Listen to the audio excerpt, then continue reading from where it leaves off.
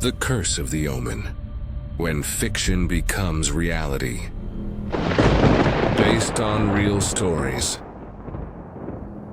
Not all terror comes from fiction.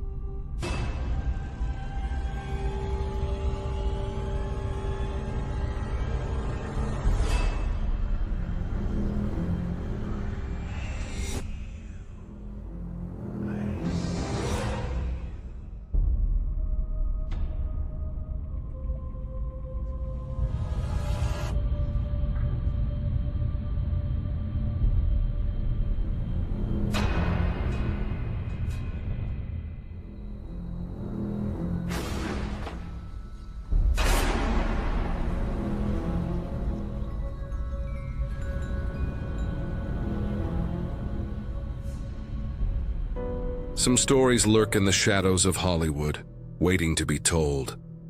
This is one of them, a tale where the line between making horror and living it disappeared. June 1976, a film about the devil's child captivated audiences worldwide.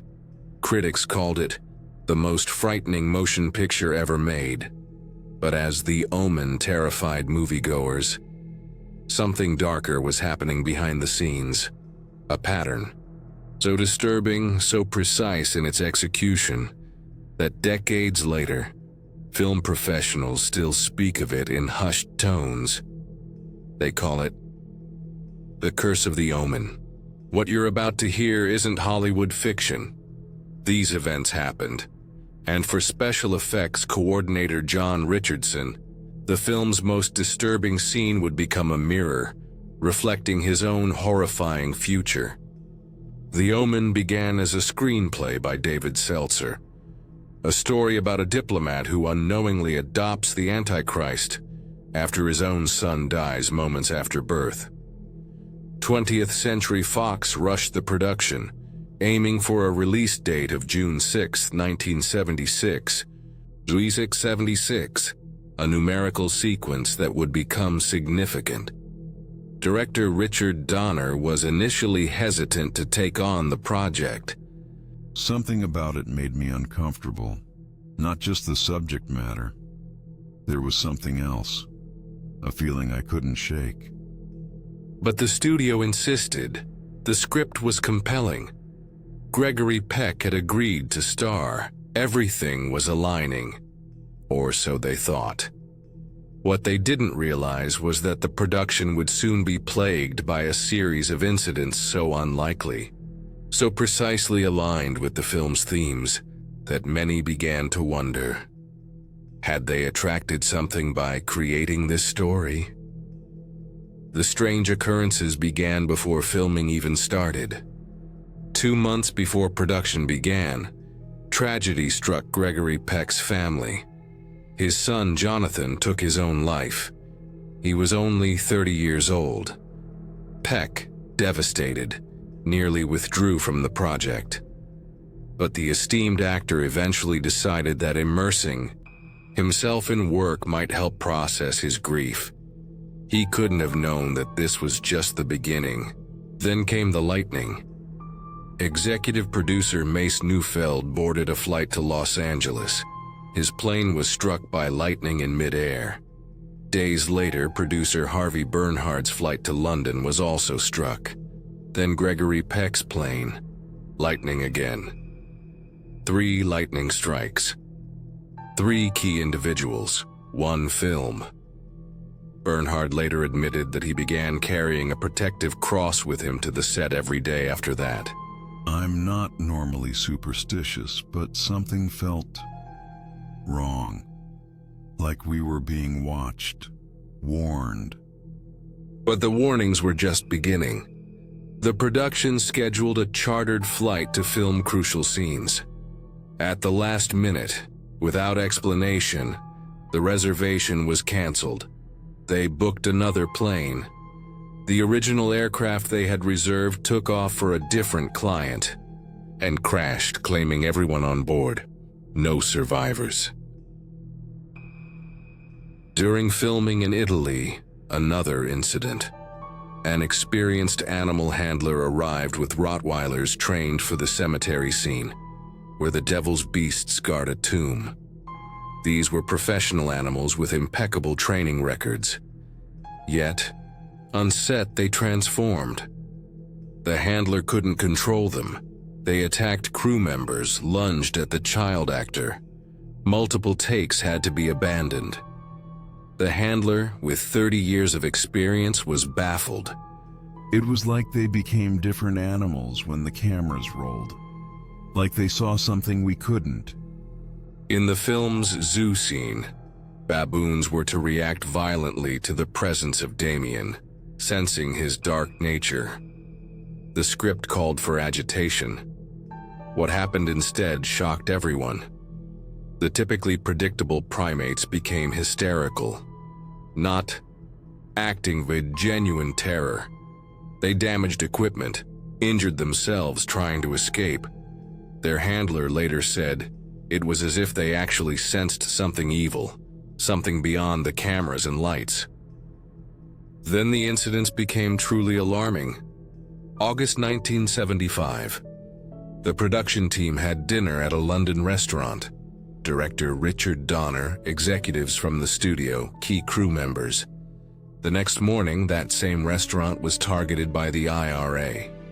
A bomb detonated exactly where they had been sitting hours before. Had their dinner reservation been scheduled one day later?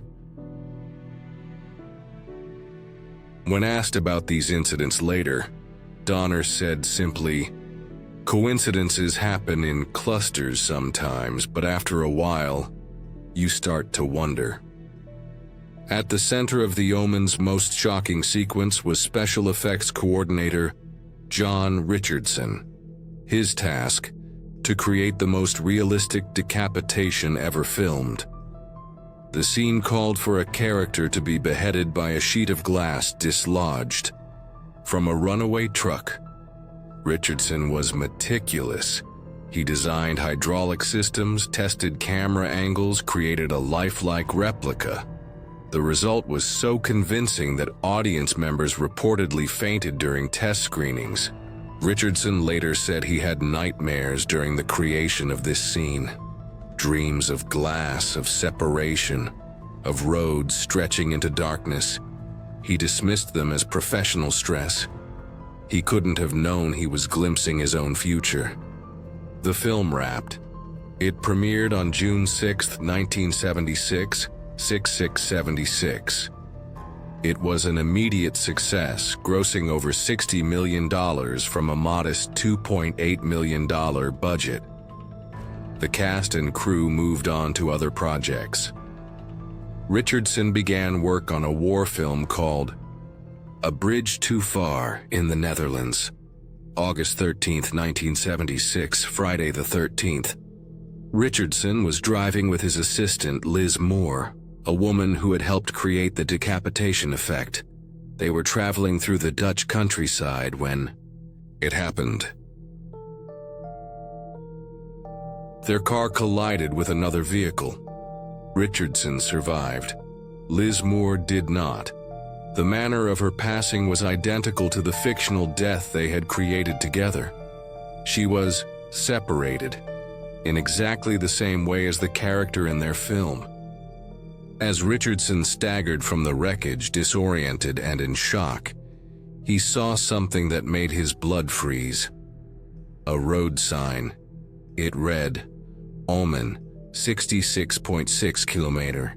Omen. Almost identical to the title of the film he had just completed. And the distance.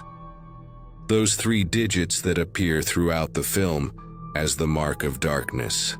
Richardson never spoke publicly about what he saw that day, but colleagues report that he never worked on another supernatural horror film again.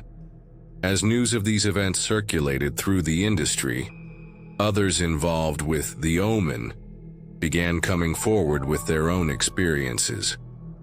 Wes Craven, not directly involved but present at a screening, later said, "There are films that seem to attract darkness. The Omen was one of them." Crew members reported equipment malfunctions that defied explanation. Lights that worked perfectly until scenes involving Damien's character.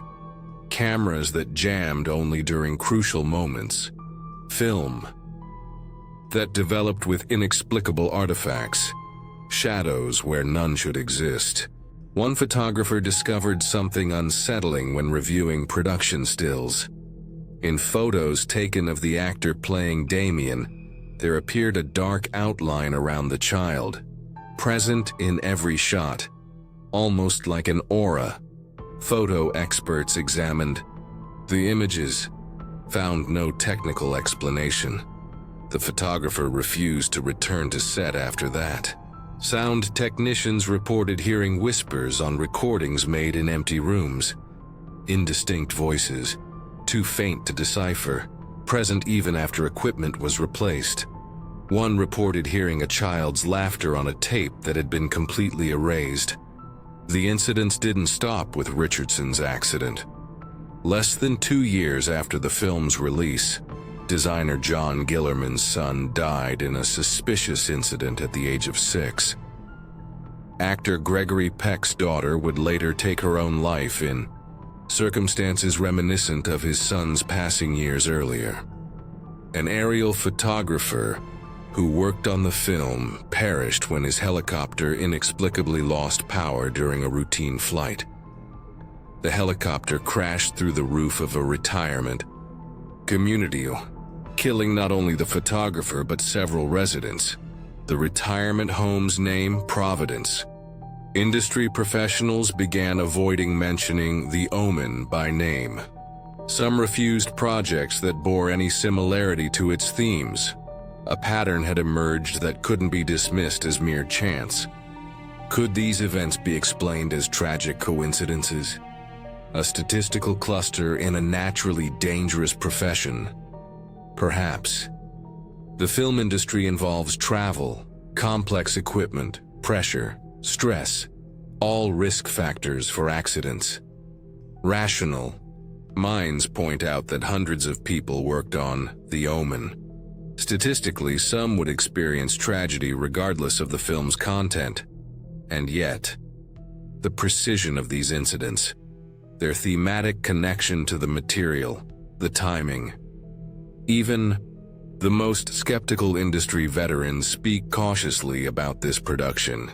Richard Donner, when asked years later about the curse, didn't dismiss it outright. I don't know what happened. I can't explain it. All I know is that on subsequent films, I took precautions. Let's leave it at that. Whatever forces may or may not have been at work during The Omen, one thing remains undeniable. The boundary between the horror they created and the horror they experienced blurred in ways that defy conventional explanation. John Richardson, who survived his encounter with whatever darkness surrounded this film, retired from the industry earlier than planned. His final statement about the events: "Some things you can't unsee. Some experiences change you forever."